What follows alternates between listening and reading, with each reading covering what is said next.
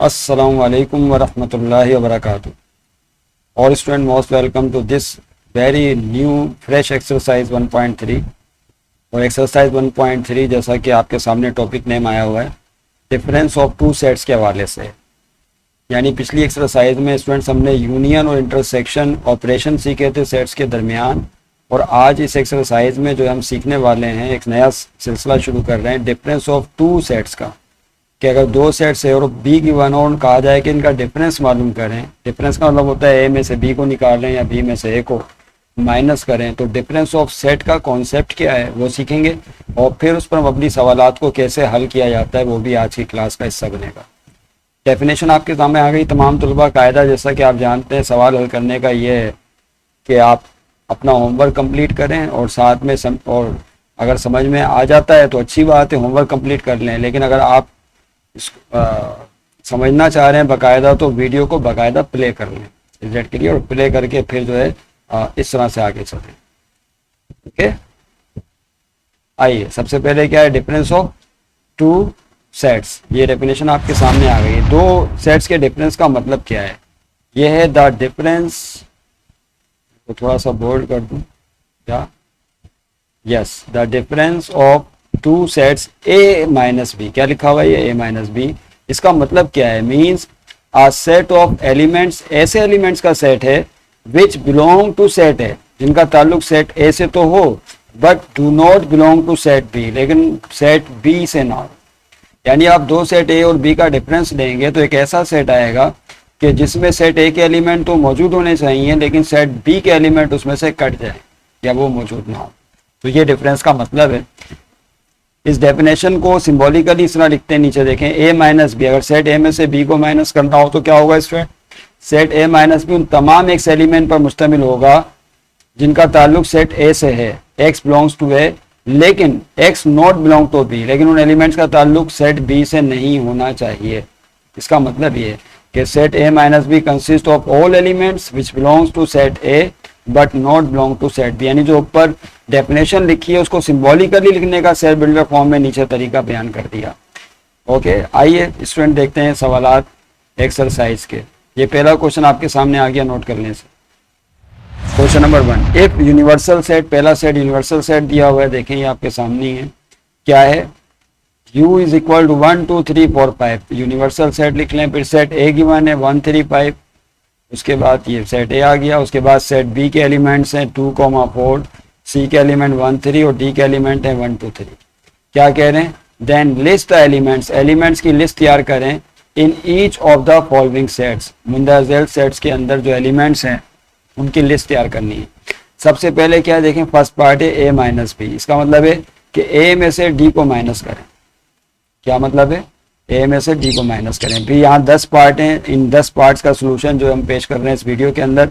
ए minus D कैसे निकालेंगे, heading डालने स्टूडेंट्स में तमाम पहले क्वेश्चन लिख लीजिएगा आप, उसके बाद फिर सॉल्व करते हैं। ये पहला पार्ट आपके सामने आ गया, कौन सा है? ए माइनस डी। तो ये आपने इस तरह से हेडिंग डालनी है फॉर ए माइनस डी। मैं हाईलाइट करता हूँ या कुछ लिखता हूँ तो वो नहीं लिखिएगा आप, सोल्यूशन तो सारा सामने आपके आ गया है। हाँ, कहीं पेंसिल का इस्तेमाल अगर करना हो तो बता दिया जाएगा आपको। देखिए यहाँ पे क्या लिखा हुआ है, ए माइनस डी। तो ए पहले लिखेंगे ए माइनस डी, उसमें सेट ए पहले आएगा, माइनस साइन डाल के फिर सेट डी लिखेंगे। इसका मतलब क्या है स्टूडेंट? सेट ए देखें यहाँ पर ऊपर, फिर से किताब सामने रखिएगा आप। सेट ए है 1 3 5, तो ये 1 3 5 आ गया। और सेट डी के एलिमेंट क्या है? सेट डी के एलिमेंट 1 2 3 हैं। यहाँ से देख लें 1 2 3 आ गया, तो सेट डी की जगह 1 2 3। अब इसको माइनस करें, तो जब सेट ए में से डी को माइनस करेंगे तो इसका मतलब ये है, आसान लफ्जों में, सेट ए में डी के एलिमेंट तलाश करें, उन्हें काट दें। ये समझे बात को? क्या करें? सेट ए में डी के एलिमेंट तलाश करो। कौन कौन से एलिमेंट है? डी का एलिमेंट 1 2 3 है, सेट ए के अंदर तलाश करें। तो सेट ए में डी का एलिमेंट 1 मौजूद है, काट दें। सेट ए में डी का एलिमेंट 3 मौजूद है, काट दें।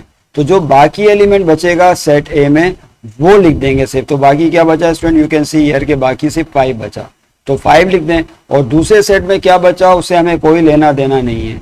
समझ रहे हैं बात को? तो जो पहले सेट में बचेगा वही हमारा जवाब होगा। तो बस इतना सा काम करना है कि जब दो सेट का डिफरेंस लेना हो तो पहले सेट में से दूसरे सेट के एलिमेंट काट दें और पहले सेट में जो बच जाए बस वो लिख दें। और दूसरे सेट में जो बचे उसे नहीं लिखना, उसको छोड़ दें। समझ गए बात को? ये d माइनस है, जिसकी समझ में नहीं आया वो फिर समझ लो भाई, जिसकी समझ में पहले नहीं आया फिर उसके बाद एक चांस और उनके पास, बल्कि अब चांस ही चांस है, 4d माइनस है। ये आपके पास दूसरी हेडिंग आ गई है स्टूडेंट्स, 4d माइनस ए। हेडिंग डालें, सब d में से a को निकालना है। तो इसमें पहले सेट d माइनस ए जब आप लिखेंगे तो पहले सेट d आएगा 1 2 3, फिर माइनस साइन डाल के फिर सेट a लिखेंगे। तरतीब का ख्याल रखना है आपने, d पहले और a बाद में। अब इस d में से a को निकालना है, तो 1 2 3 में से 1 3 5 निकालने का मतलब ये है कि पहले सेट में से दूसरे सेट के एलिमेंट काट दें, जो भी समझाया। यानी किसको काट दें? पहले सेट में देखें 1 कट जाएगा, ओके, ये 1 कट जाएगा। और इसके अलावा देखें पहले सेट में दूसरे सेट का एलिमेंट कौन सा है? 3 कट जाएगा। तो आपने देखा पहले सेट में से दूसरे सेट के दो एलिमेंट 1 और 3 ये कट गए पहले सेट में से, तो बाकी क्या बचा? फिर बाकी जो पहले सेट में बचेगा वो लिखेंगे। पहले सेट में क्या रह गया स्टूडेंट? 2 बच गया, तो पहले सेट में जो बचेगा 2 वो लिख देंगे, तो ये आपका जवाब होगा। और दूसरे सेट में जो बचा उससे हमें कोई लेना देना नहीं है। ये जो मैं कटिंग कर रहा हूँ ये आपने पेंसिल से करनी है। कटिंग किससे करनी है स्टूडेंट? पेंसिल से कटिंग करनी है, ओके।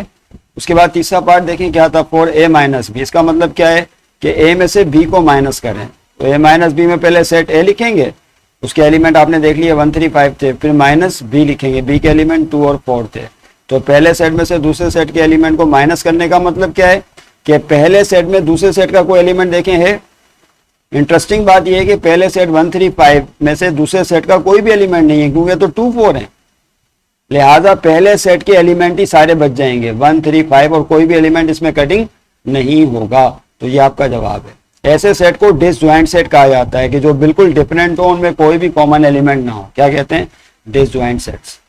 तो ए और बी यहाँ पर डिसजॉइंट सेट्स का किरदार अदा कर रहे हैं। तो ये देखा आपने, ए माइनस बी हो गया, ओके।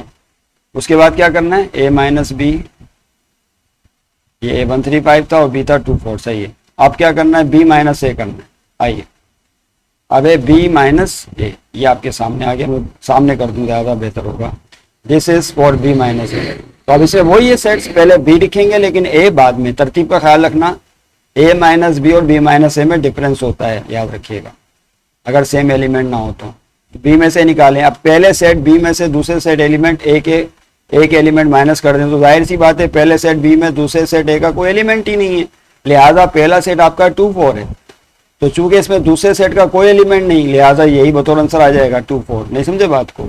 और दूसरे सेट में जो बचा जो रह गया उससे हमें कोई लेना देना नहीं है, इस डेट के लिए उसको छोड़ देंगे। 4a माइनस सी, जिसकी समझ में नहीं आया फिर समझ ले, पांचवा पार्ट है 4a माइनस सी। इसका मतलब क्या है? में से c को माइनस करें, तो पहले सेट a आएगा, माइनस साइन डाल के फिर सेट c लिखेंगे।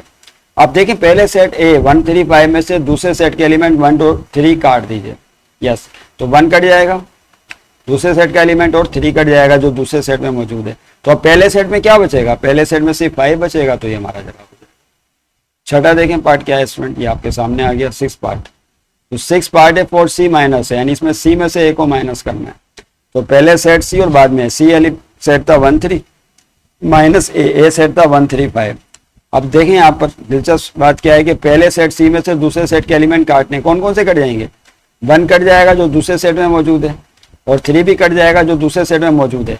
तो अब पहले सेट में जो रह जाएगा उसी वो लिखेंगे। अब जाहिर सी बात है दोनों एलिमेंट 1 और 3 कट गए, तो पहले सेट में तो कुछ भी नहीं बचा, लिहाजा नल सेट इसका जवाब होगा। और दूसरे सेट में 5 रह गया, उससे हमें कोई लेना देना नहीं, उसको वैसे ही छोड़ देंगे। समझ रहे हैं बात को? तो इसका जवाब नल सेट होगा। उसके बाद देखिए छठे के बाद 7वां पार्ट क्या आता है स्टूडेंट आपके। अच्छा, आप यहाँ पर कॉम्प्लीमेंट्री सेट पर बात करेंगे, ये एक कहलाता है कॉम्प्लीमेंट ऑफ सेट। इसको थोड़ा सा मैं चाहूंगा कि आप समझ लें पहले, क्या कॉम्प्लीमेंट का मतलब क्या होता है? कॉम्प्लीमेंट ऑफ अ सेट, किसी भी सेट का कॉम्प्लीमेंट, फर्ज कर लें सेट यदि अब आपसे कहा जाता है इसका कॉम्प्लीमेंट लें, तो कॉम्प्लीमेंट के लिए ए के ऊपर डैश डाल देते हैं। क्या डाल देते हैं? डैश। इसका मतलब होता है कॉम्प्लीमेंट ऑफ सेट ए, और बाज कुतुब में ए के ऊपर सी लिख देते हैं, उसका मतलब भी यही होता है complement of set a dash. इसको पढ़ेंगे कॉम्प्लीमेंट ऑफ सेट ए। तो इसका मतलब ये होता है कि यूनिवर्सल में से एक एलिमेंट माइनस करते हैं। क्या करें?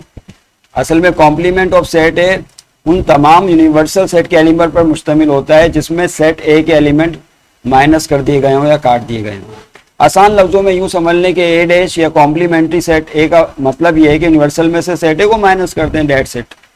तो आपको क्या मालूम करना है, फॉर ए डैश चाहिए। तो ए डैश का फार्मूला आपको पता चल गया, यूनिवर्सल सेट में से ए को माइनस कर दें। तो आप देखें आपके पास ऊपर टॉप पे क्वेश्चन लिखा हुआ आपने, यूनिवर्सल सेट क्या था स्टूडेंट, ये फार्मूला तैयार हो गया समझ लें ए डैश का। तो यूनिवर्सल सेट था 1 2 3 4 5 और सेट ए के एलिमेंट है 1 3 5। तो यूनिवर्सल में से सेट ए के एलिमेंट तलाश करके काट दें, क्या क्या कट जाएगा, और से देखें, 1 कट जाएगा, 3 कट जाएगा और 5 कट जाएगा। ये पेंसिल से कटिंग करनी है। तो बाकी क्या बचेगा, पहले सेट में जो बाकी बचेगा सिर्फ वो लिखेंगे, 2 और 4 ये बाकी बचेगा। तो ये हमारा जवाब होगा 2 और 4। समझ रहे हैं बात को, इस तरह से आपने जवाब लिखना है। और दूसरे सेट में जो बचेगा हमें उससे कोई लेना देना नहीं। उसके बाद 7वां हो गया, 8वां, 4 बी डैश। इसका मतलब है कॉम्प्लीमेंट ऑफ सेट बी चाहिए। बी डैश का मतलब क्या होगा, अभी बताया आपको। बी डैश का मतलब होगा कॉम्प्लीमेंट ऑफ सेट बी, यानी इसका मतलब है यूनिवर्सल में से बी सेट को माइनस कर दें। सिंपल सी बात है। बी डैश का मतलब क्या है, जिस तरह ए डैश का मतलब यूनिवर्सल में से ए को माइनस करना था, बी डैश का मतलब यूनिवर्सल में से बी को माइनस कर दें। तो यहाँ कीजिए, बी डैश का मतलब है यूनिवर्सल माइनस बी। तो पहले यूनिवर्सल सेट आएगा 1 2 3 4 5, उसके बाद सेट बी आएगा, उसके एलिमेंट कौन है 2 और 4, माइनस कीजिए इसे। तो पहले सेट यूनिवर्सल में से इसके एलिमेंट काट दें बी के, तो क्या कट जाएंगे बोले, 2 कट जाएगा और 4 कट जाएगा। दूसरे सेट के एलिमेंट 2 और 4 इसमें से कट जाएंगे। तो बाकी क्या बचेगा, 1 3 और 5। तो पहले सेट यानी यूनिवर्सल सेट में जो बाकी बचेगा 1 3 5 वो लिख देंगे, वो हमारा जवाब होगा। समझ गए। उसके बाद देखें क्या है, नवा part 4 c dash. C dash ये आपके सामने आ गया। सी डैश का मतलब है कॉम्प्लीमेंट्री सेट ऑफ सी, सी का कॉम्प्लीमेंट्री सेट। तो सी डैश का मतलब क्या होगा, यूनिवर्सल में से सी को माइनस कर दें। इसमें यूनिवर्सल में से सी को माइनस कर दें। तो यहाँ वही काम करना है आपने, C dash is equal to universal minus C. तो पहले यूनिवर्सल सेट लिखेंगे 1 2 3 4 5, माइनस साइन डालेंगे, उसके बाद सेट सी लिखेंगे। उसके एलिमेंट आप देख लीजिएगा ऊपर 1 और 3 है, क्वेश्चन में लिखे हैं।